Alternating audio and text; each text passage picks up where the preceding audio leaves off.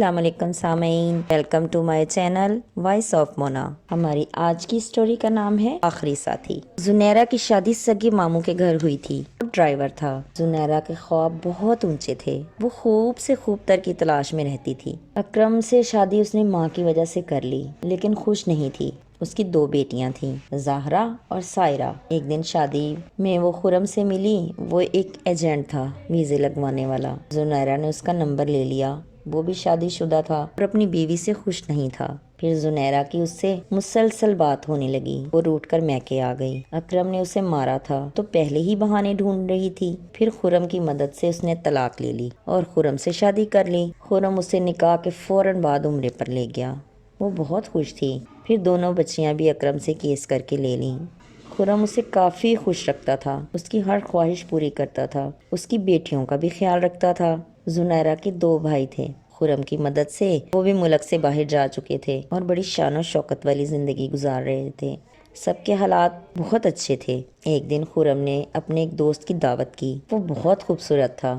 خرم نے کاروبار کے سلسلے میں اس بندے سے راہ و رسم بڑھا لی۔ وہ اکثر ان کے گھر آنے جانے لگا۔ وہ یورپ کنٹری کے ویزے لگواتا تھا۔ زنیرہ طرح طرح کے کھانے بناتی۔ وہ کھانا کھانے اکثر خرم کے ہاں آتا تھا، اسے خود بلاتا تھا۔ پھر زنیرہ اس آدمی جس کا نام زہیب تھا کافی فری ہو چکی تھی۔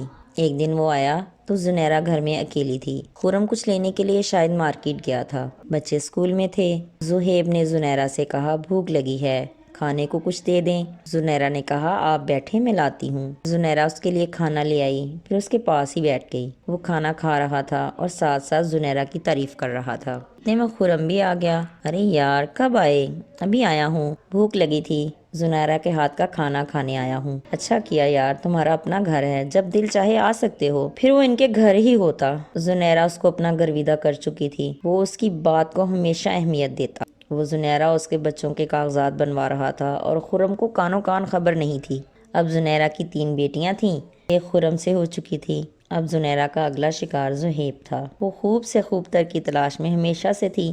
زہیب اچانک کافی دن کے بعد آیا۔ اس نے زنیرہ کو کہا تیار رہنا، کل ہماری لندن کی فلائٹ ہے۔ خرم اپنے کام کی وجہ سے شہر سے باہر تھا۔ دوسرے دن زنیرہ بچوں سمیت لندن کی فلائٹ پکڑ چکی تھی۔ وہ چلی گئی۔ خرم گھر آیا تو گھر میں کوئی بھی نہ تھا۔ بہت تلاش کیا لیکن پتہ نہ چلا۔ پھر زہیب کا فون آیا۔ اس نے ساری بات خرم کو بتا دی۔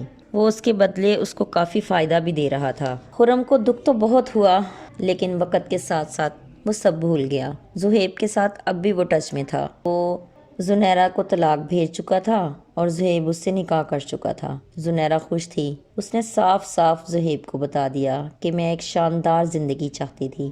زہیب جان چکا تھا کہ زنیرہ کو خوش رکھنا مشکل تھا لیکن وہ پوری کوشش کر رہا تھا۔ پھر اللہ نے اسے بہت ہی پیارا بیٹا عطا کر دیا۔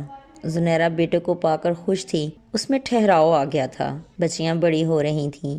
اب زنیرہ کو فکر ہو رہی تھی۔ اس نے زہیب سے کہا اب بہت وقت ہو گیا، بچے بڑے ہو رہے ہیں، ہمیں واپس اپنے وطن چلے جانا چاہیے۔ پھر انہوں نے خرم کے توسط سے گھر خرید لیا اور واپس پاکستان آ گئے۔ زنیرہ خوش ہے اور زہیب کے ساتھ ہی رہ رہی ہے۔ شاید وہ اس کی زندگی کا آخری ساتھی ہے۔ زہیب کا شاندار بزنس ہے اور وہ زنیرہ کی ہر خواہش پوری کرتا ہے۔ جیتے رہیے، خوش رہیے۔ ملتے ہیں اگلی کہانی کے ساتھ۔